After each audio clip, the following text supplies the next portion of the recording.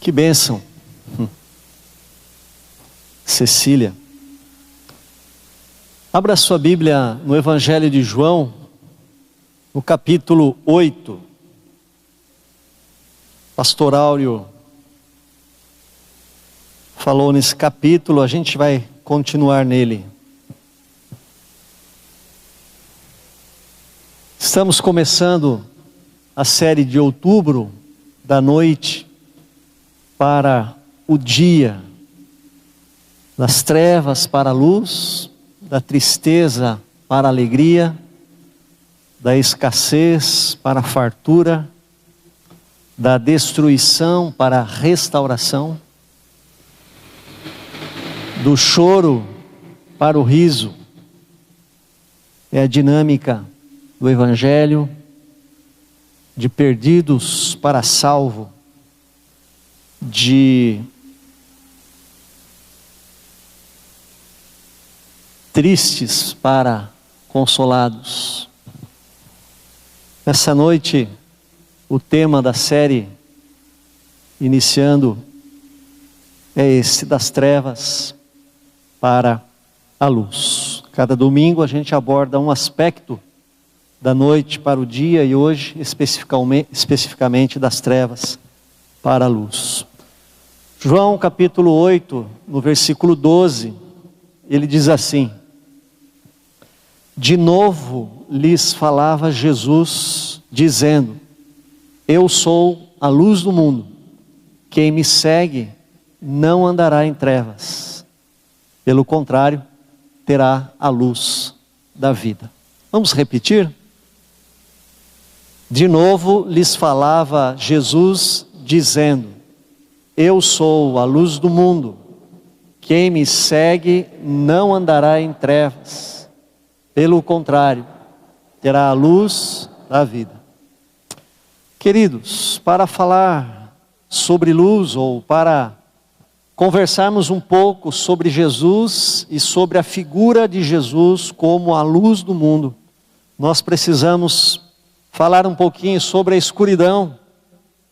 Nós não saberíamos o que é luz se não fosse a escuridão. Jesus disse: eu sou a luz do mundo. Por que será que Jesus assumiu essa qualidade para si? Por que Jesus atribuiu a ele este valor? Qual é a razão? Não seria por parte de Jesus uma prepotência, uma presunção, dizer que ele é a luz do mundo? Afinal, o mundo na sua época tinha muitas luzes.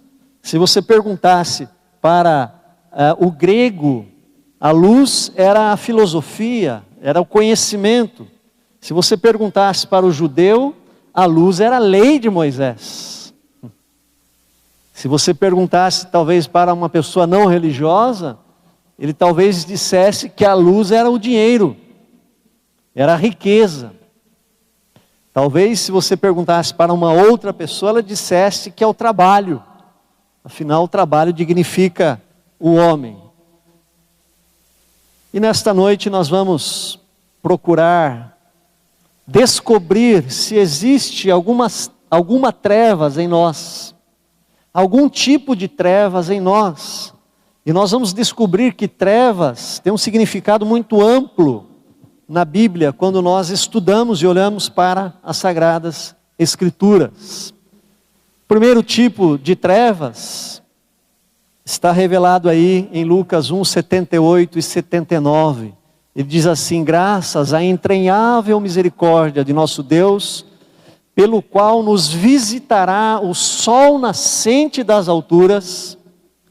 Aí é um texto de João Batista, mas que João Batista precede o sol nascente das alturas, para iluminar os que jazem nas trevas e nas sombras da morte, e dirigir os nossos pés pelo caminho da paz. Então a Bíblia está dizendo que há um povo que jaz nas trevas, que estão nas trevas, estão vivendo sob a sombra da morte. Um texto também mais conhecido também de Efésios, capítulo 2, versículo 12, Paulo está dizendo assim: naquele tempo vocês estavam separados de Cristo, vocês eram estrangeiros e vocês não pertenciam ao povo escolhido de Deus, não tinha parte das suas alianças, que eram baseadas na promessa de Deus para o seu povo. E preste atenção agora, e neste mundo viviam sem esperança e sem Deus. Vocês eram um povo que jaziam nas trevas, sem esperança e sem Deus. Trevas é desesperança. Quando Jesus vem, quando o Messias vem, o Messias era esperado para trazer esperança ao povo que era pobre, ao povo que sofria, ao povo que era marginalizado, ao povo que era doente emocionalmente, espiritualmente e também fisicamente. Quando Jesus lê na sinagoga o texto de Isaías: o Espírito do Senhor está sobre mim, pelo que me ungiu para pregar as boas novas aos pobres, para libertar os cativos e dar vista aos cegos. É esta luz que viria para os desesperançados.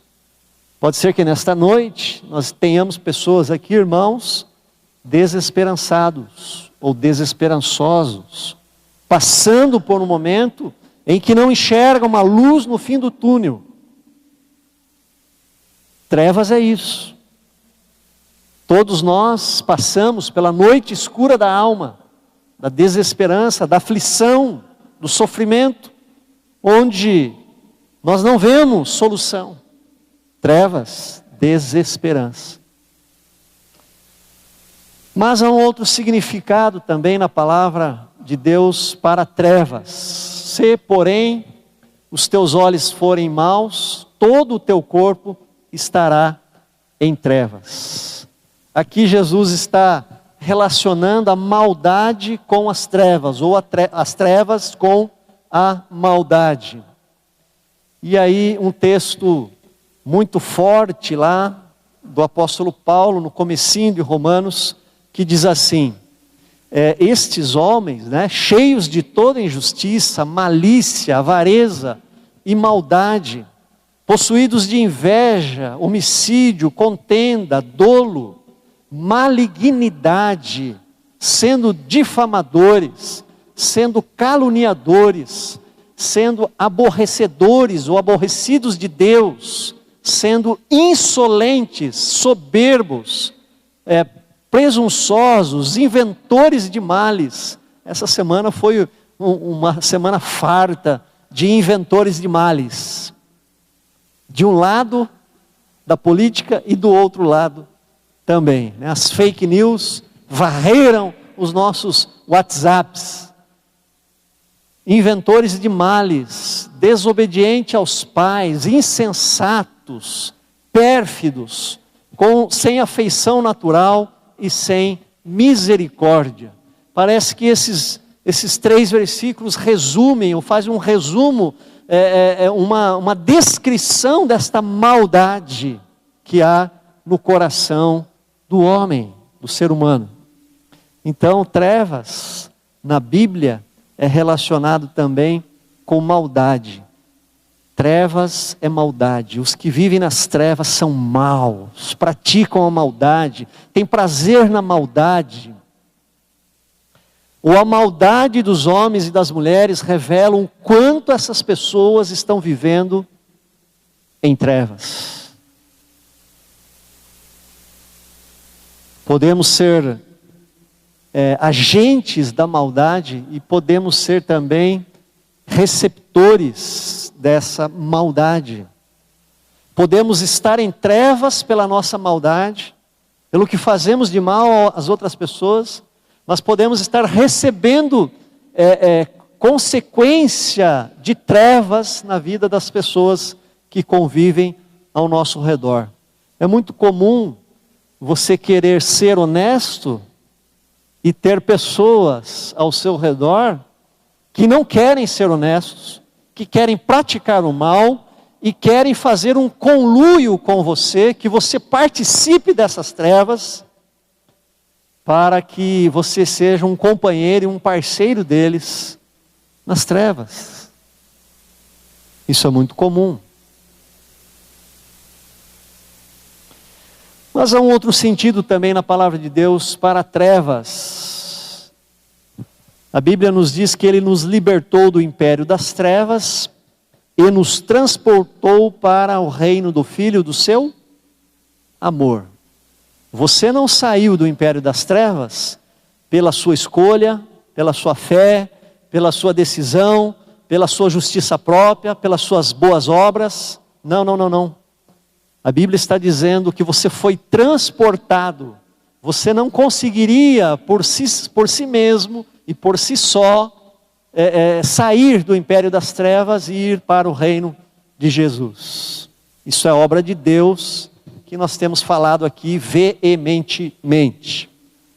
E um outro texto também conhecido de 1 Pedro: vós sois raça eleita, sacerdócio real, nação santa, povo de propriedade exclusiva de Deus, a fim de proclamardes as virtudes daquele que vos chamou das trevas para a sua maravilhosa luz. Das trevas para a sua maravilhosa luz. Das trevas para o reino do Filho do seu amor. O que é trevas? Trevas é um reino, queridos. Trevas é um reino. Quer aceitemos ou não, mas não é tão difícil de aceitarmos, porque as evidências estão aí. Existe um reino da luz e existe o reino das trevas. E não pode haver comunhão com o reino das trevas e com o reino da luz. Não pode haver comunhão de alguém que vive nas trevas com alguém que vive na luz. São dois reinos diferentes e dois cidadãos diferentes. Cidadãos da luz e cidadão das trevas. E existe uma guerra entre esses dois mundos. A Bíblia diz que a nossa luta não é contra a carne nem o sangue. Não é com as pessoas, mas é com os principados e potestades, ou seja, os poderes espirituais do mal, nas regiões celestiais. Há uma batalha. Há muitas coisas que os nossos olhos não veem. Há muita coisa entre o céu e a terra.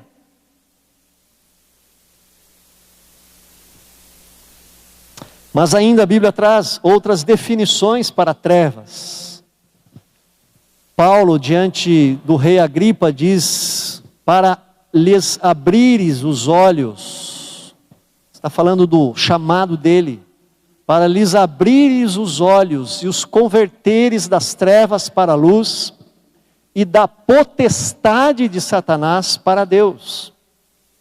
Para te converteres do poder de Satanás para Deus. E mais um outro texto diz: nos quais andastes outrora, segundo o curso deste mundo, segundo o príncipe da potestade do ar, do espírito, que agora atua nos filhos da desobediência. Nos dois textos e outros textos falas de potestade, de poder. Então trevas também significa um poder. Existe um reino e existe um poder desse reino. Existe um reino e existe um rei das trevas e um rei da luz. Trevas como poder. E esse poder das trevas, ele atua nos filhos da desobediência. A Bíblia é muito clara em afirmar que o inferno foi preparado para o diabo e os seus anjos.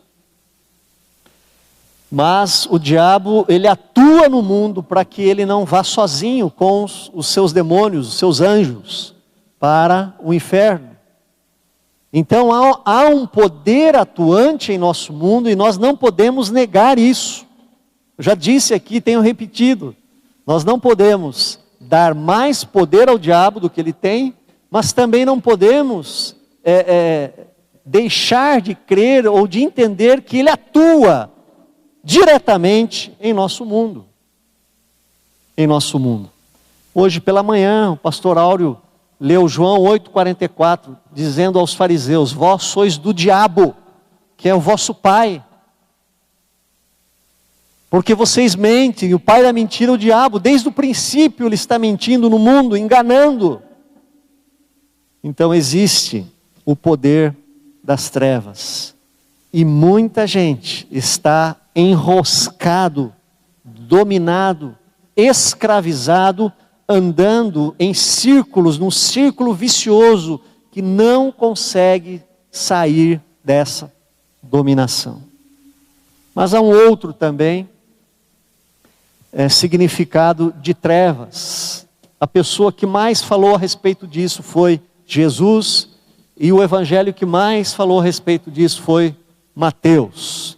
Selecionei 2 textos só de Jesus, mas tem vários outros. Ele diz assim: então ordenou o rei aos serventes: amarrai-o de pés e mãos e lançai-o para fora nas trevas, ali haverá choro e ranger de dentes.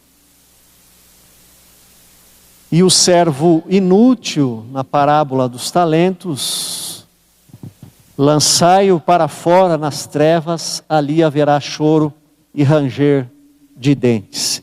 E um texto, queridos, que passa-nos despercebido, que é de Judas.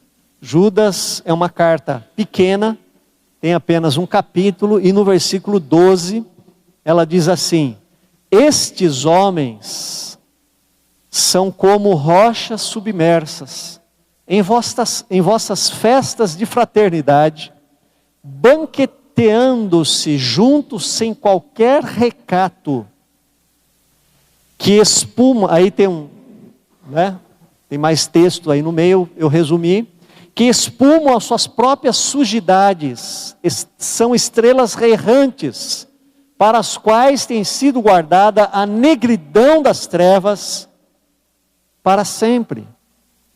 O que é trevas? O que representa trevas nesses textos? Lançai-o para fora. Você foi condenado, vai para as trevas, onde haverá ranger de dentes. A esses homens que vivem segundo o seu coração e a sua maldade, o seu pecado, tem sido guardada a negridão das trevas para sempre. Como Jesus disse, para sempre. Queridos, trevas na Bíblia é sinônimo de inferno, de condenação. Trevas na Bíblia é o juízo de Deus, é a ira de Deus que vai cair contra todos aqueles que a gente leu agora, os insolentes, os soberbos, os insensatos, os perniciosos, todos os que praticam a maldade e desobedecem a Deus. Aí nós vivemos numa sociedade que falar sobre isso não dá ibope, porque nós vivemos numa pós-modernidade em que o importante é ser feliz, o importante é ter qualidade de vida, o importante é cada um ficar no seu quadrado. Você não tem nada a ver com a minha vida e eu não tenho nada a ver com a sua vida. Mexer nesse assunto, falar sobre inferno é coisa da Idade Média. Mas seja razoável comigo. Quando você olha para o nosso país e quando você vê tanta injustiça e tanta corrupção e tantas coisas que não são reveladas e tantas coisas que já passaram, que não há como consertar. Quando nós sabemos que nem no Brasil, e nem nos Estados Unidos, nem na China, nem na Suíça, são países diferentes, a justiça se consuma plenamente. Se a justiça não se consuma plenamente, e se acabar assim, então Deus não é justo. E se Deus não é justo, Deus não é Deus. E se Deus não é Deus, Deus não existe. Nós estamos brincando de ter fé. Então, mais do que nunca, essa teologia escatológica do juízo final, da ira de Deus que se consuma, da colocação das coisas no seu devido lugar, ela é relevante. Relevante.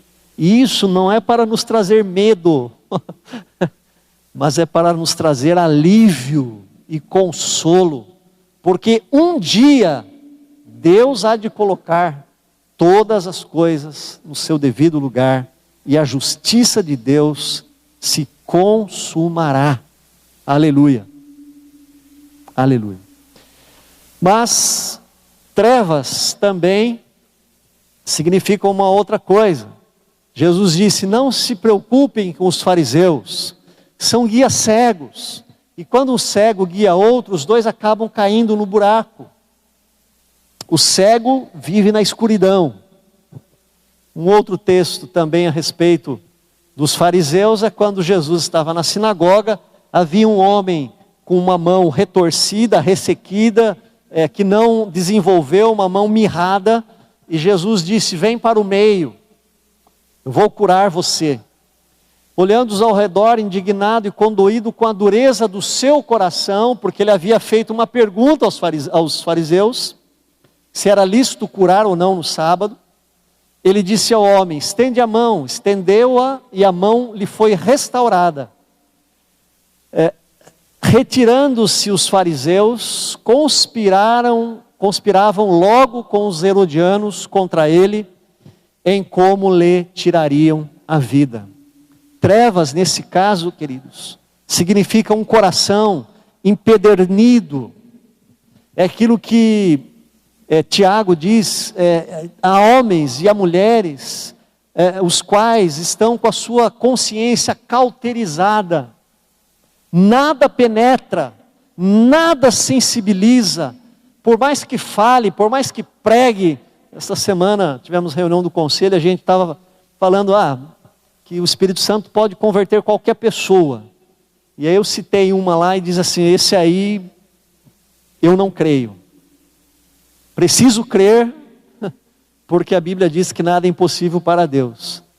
Mas olhando para essa pessoa de um coração empedernido, endurecido, prepotente, insolente, pessoa que se acha não uma pessoa, mas uma ideia, um mito, um semideus, eu acho muito difícil ter um lugarzinho ali para o arrependimento e para que Jesus trabalhe nesse coração. Trevas, completa trevas. Isso significa trevas. E esse tipo de trevas agora é muito sutil, né? Paulo está falando aqui a respeito dos judeus e ele diz assim: porque lhes dou testemunho de que eles têm zelo por Deus, porém não com entendimento. Há muitas pessoas com zelo de Deus, com carinho, com zelo, com serviço, mas sem entendimento. E aí o apóstolo Paulo, ele está olhando para o passado e ele está dizendo: eu fui um desses, porque eu fui circuncidado ao 8º dia, da linhagem de Israel, da tribo de Benjamim, hebreu de hebreus, quanto à lei fariseu, quanto ao zelo, perseguidor da igreja, quanto à justiça que há na lei, irrepreensível.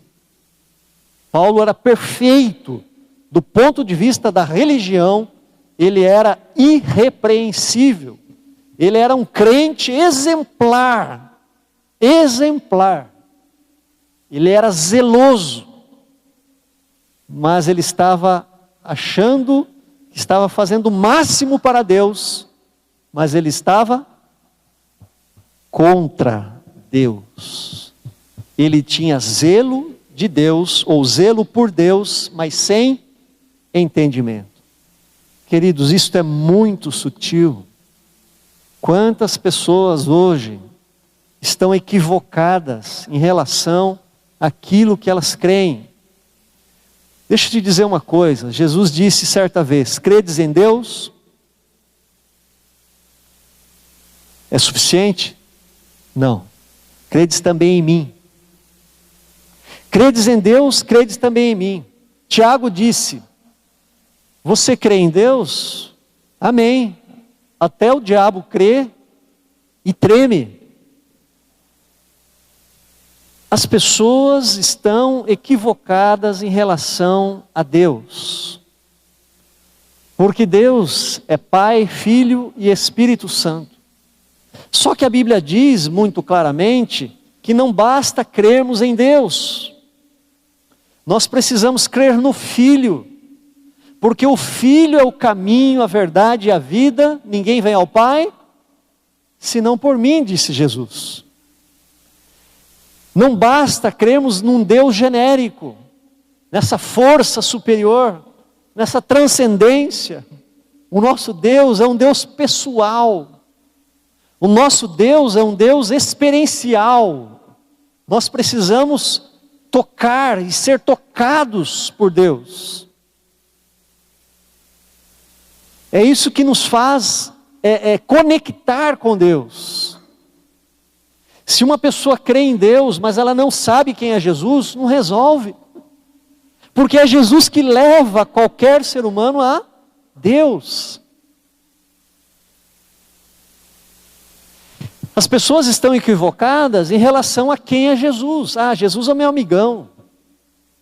Ah, Jesus é o maior psicólogo do mundo. Eu recorro a Ele quando estou angustiado. Eu vou lá, Ele me ajuda. Eu alivio a minha alma nele. Ah, Jesus é um espírito de luz no mais alto grau.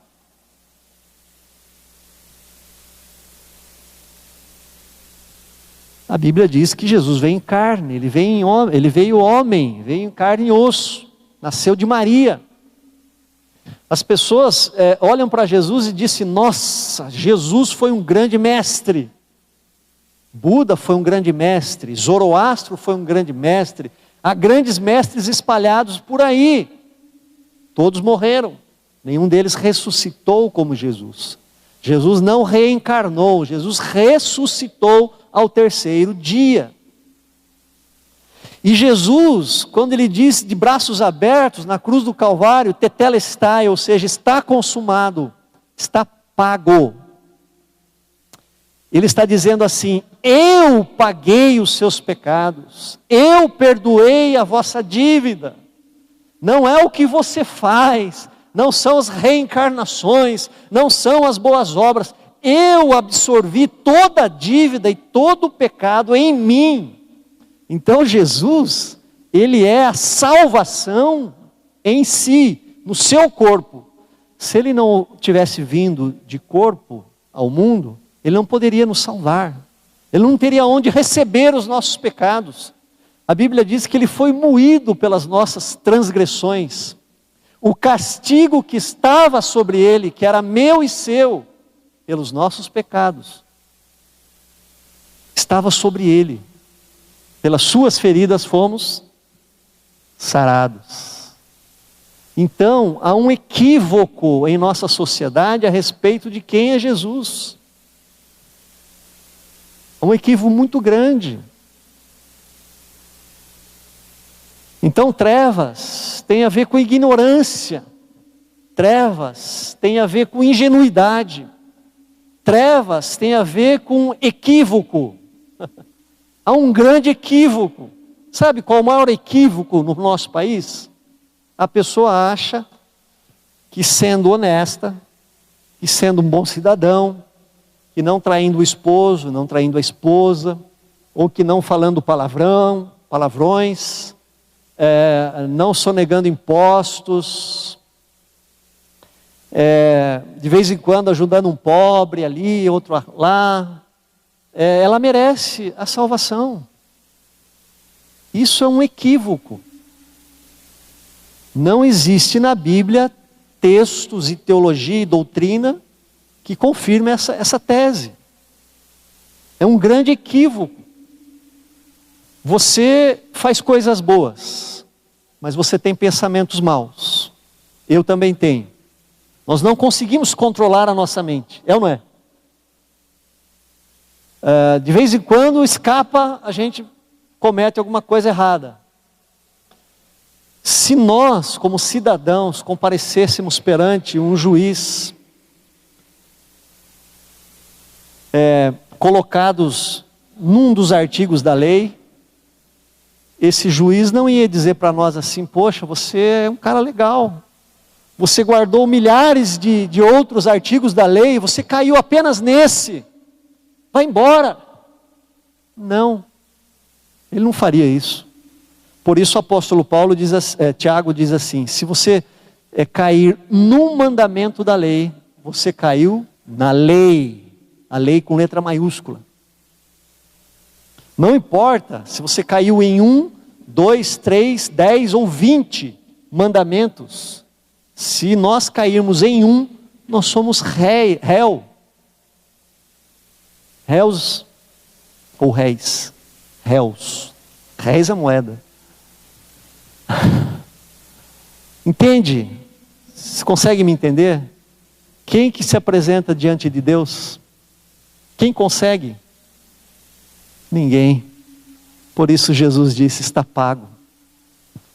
Está pago. Então trevas são todos aqueles que vivem na ignorância. Ignorância no sentido de desconhecimento da palavra. Por isso que lá o Salmo 119 diz: lâmpada para os meus pés é a tua palavra e luz para os meus caminhos. E conhecereis a verdade, e a verdade vos libertará. Mas, seguindo, Jesus disse: ainda por um pouco a luz está convosco. E é o último agora que eu quero colocar aos irmãos. Andai enquanto tendes a luz, para que as trevas não vos apanhem. E quem anda nas trevas não sabe para onde vai. Quem anda nas trevas não sabe para onde vai. Trevas na Bíblia também significa sem direção, sem rumo. A pessoa está vivendo uma vida não sabendo para onde ela vai. Eu passei por isso, queridos. Eu nunca saí da igreja, mas eu vivi um período curto da minha vida que eu andava sem rumo. Eu não sabia exatamente o que eu queria para a minha vida. Os jovens estão aqui, adolescentes, tem jovens já de 19, 20 e poucos anos. Quantos ainda estão indecisos? Quantos não sabem ao certo para onde ir? Quantos estão cursando uma faculdade e não sabem ainda se realmente é aquilo que ele quer fazer para o resto da vida? Ou pelo menos no começo da vida, porque hoje há muita transição de profissões. Há pessoas que precisam tomar decisões, não sabem. Há uma nuvem, trevas, estão sem rumo. Que tipo de trevas há em nossa vida? São tantos tipos. Então as trevas trazem desesperança, trevas é maldade, trevas é um reino das trevas, tem um poder das trevas, trevas é a condenação, é o juízo, trevas é dureza de coração, é ignorância, e trevas é viver sem saber para onde caminhar. Agora, quando nós temos desesperança, quando nós estamos desesperançados, nós temos um sentimento. Quando nós não temos a certeza da nossa salvação, e se nós estamos ou não debaixo do juízo de Deus, nós temos um sentimento. Quando nós estamos sem rumo, sem saber para onde ir, nós temos um sentimento. Todas essas nuances das trevas trazem um sentimento para nós, e esse sentimento chama-se medo. Medo. Se você está vivendo num desses 3 estágios, incerteza quanto à sua salvação, desesperança pelo sofrimento, Ou se você está caminhando sem rumo, não tomou ainda uma direção na sua vida, você sente medo. Você está debaixo do medo. Mas o reino das trevas e o poder das trevas, ele provoca, sabe o quê? Dominação. Quantas pessoas estão debaixo do poder do diabo?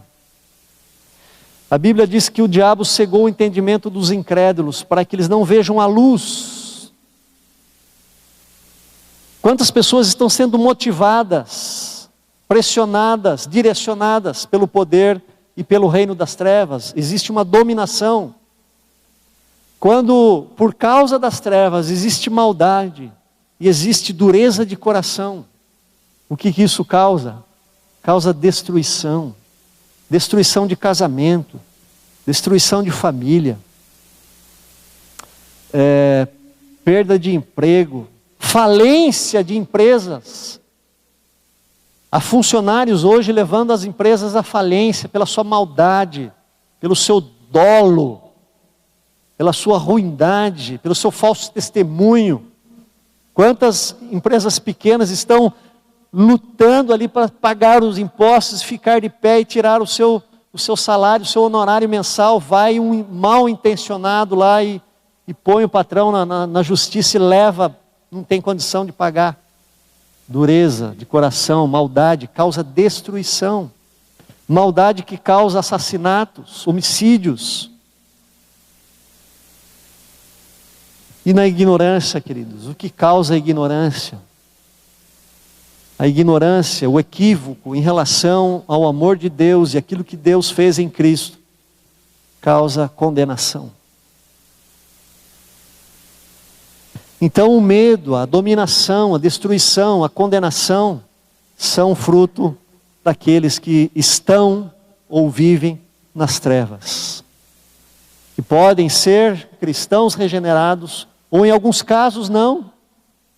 Em alguns casos ainda não. Pode ser que estejam aqui, nós estamos aqui, mas estamos com medo. Tudo isso é provocado por trevas diferentes que existem, que podem estar em nós ou não. Aí que entra o texto que nós lemos. Jesus disse: eu sou a luz do mundo. Jesus vem para dissipar todos esses sentimentos, todos eles, onde existe medo, dominação, escravidão, destruição, condenação.